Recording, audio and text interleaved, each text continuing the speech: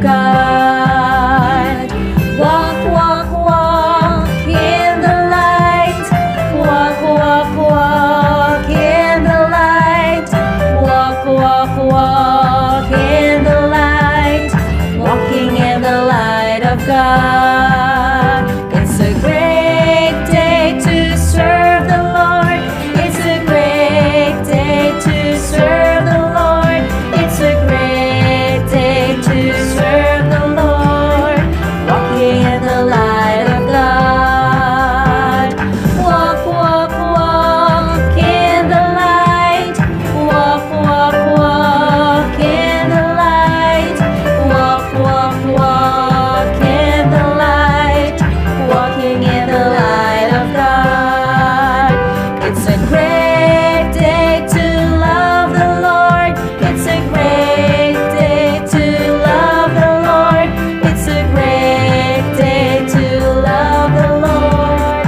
Walking in the light of God. Walk, walk, walk in the light. Walk, walk, walk in the light. Walk, walk, walk in the light.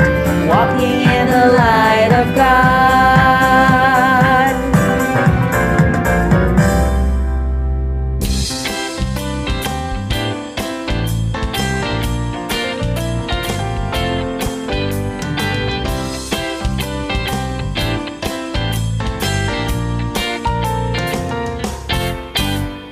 Jesus loves the little children, all the children of the world. Red, brown, yellow, black and white, they are precious in His sight. Jesus loves the little children of the world. Jesus died for all the children of the world. Red, brown, yellow, black and white, they are precious in His sight. Jesus died for all the children of the world. Jesus rose for all the children of the world. Red, brown, yellow, black and white, they are precious in His sight. Jesus rose for all the children of the world. Jesus loves the little children, all the children of the world. Red, brown, yellow, black and white, they are precious in His sight. Jesus loves the little children of the world.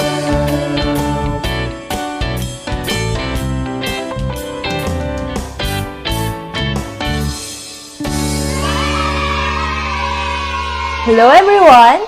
Welcome to our Children's Bible class. Ready na ba mo maminaw og another story? Wow! Very good! Kung ready na jud, kinsa na kainumdum sa tong story last time? Our story last time was about David and Goliath. And our memory verse was 1 Samuel 17:45. You come to me with sword, spear, and javelin, but I come to you in the name of the Lord of heaven's armies. Okay, ready na mo? Let us all pray first. Close atong eyes and ibaw atong head. Father, thank you for this day. Thank you for another story to learn. Help us understand our story. In Jesus' name, Amen. Kids, kinsa sa inyo ang nakakitaan na og barko? Nakasakay na ba mo og barko? Ahagi na sila makitaan sa dagat. Ships are seen in seas. At ang story karon ay tungod sa usa ka maayo kayo na tao. Og giunsa niya og obey ang Ginoo na maghimo og dako kayo na barko. Our story is found in the book of Genesis. In the beginning, God created the world. Iyang gihimo ang kalibutan. Gihimo niya ang mga tao, mga mananap, and everything on earth. But years have passed and men became wicked. Dautan na kayo ang mga tao. O nasubo og pag-ayo ang Ginoo. Then, God decided to destroy the earth iyang baon ang kalibutan. But one man was very faithful.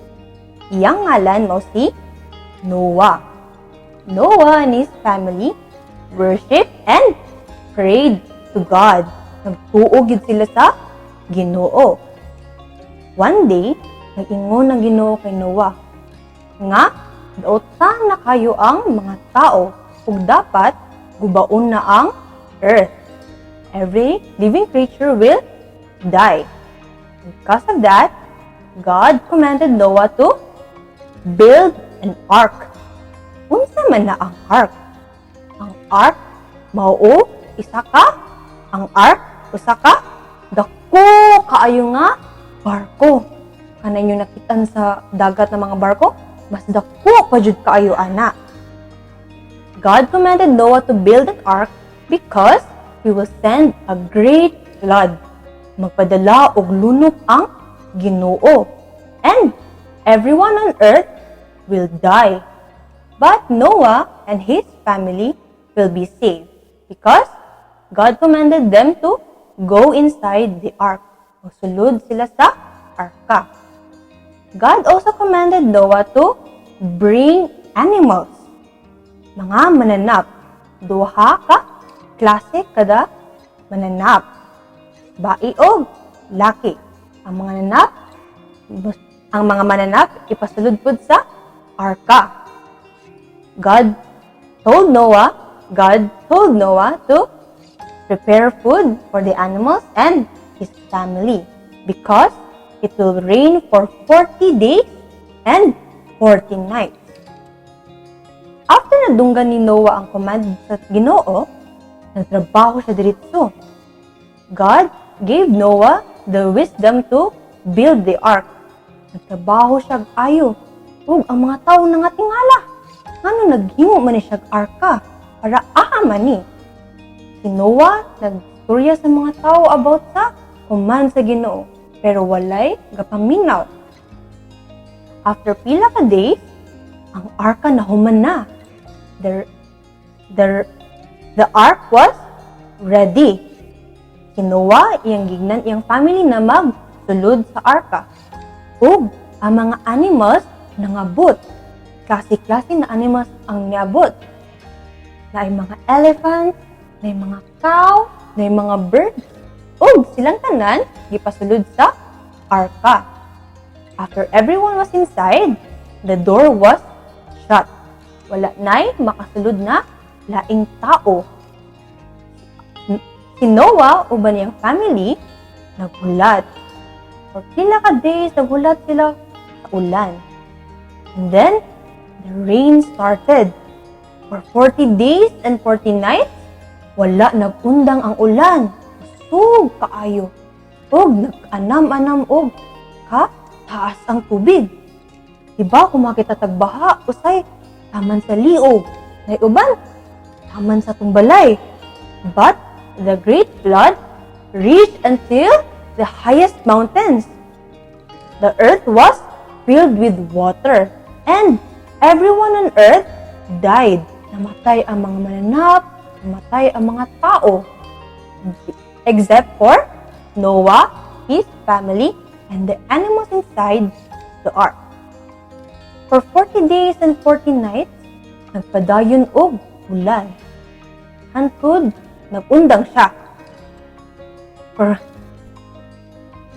After 40 days and 40 nights, nagundang ang ulan.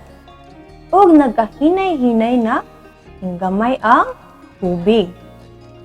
Noah and his family waited until there was dry land para makagawa sila. That's why Noah sent a dove outside. Ipalupad niya ang dove para i-check kung naanay dry land. But the dove returned to Noah, meaning wala pa'y dry land. After a week, nag-send na po si Noah og dove.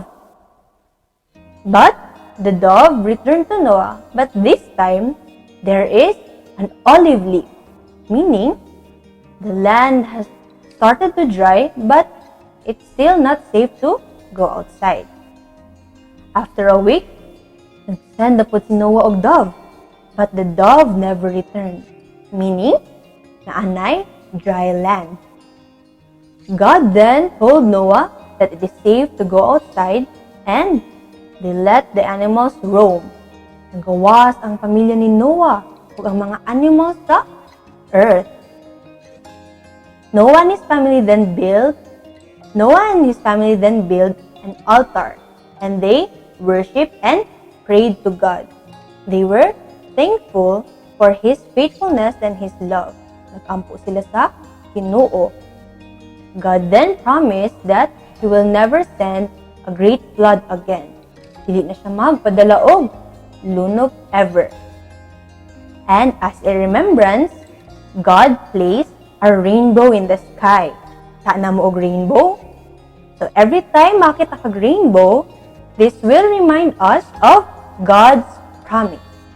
And that ends our story about Noah's Ark.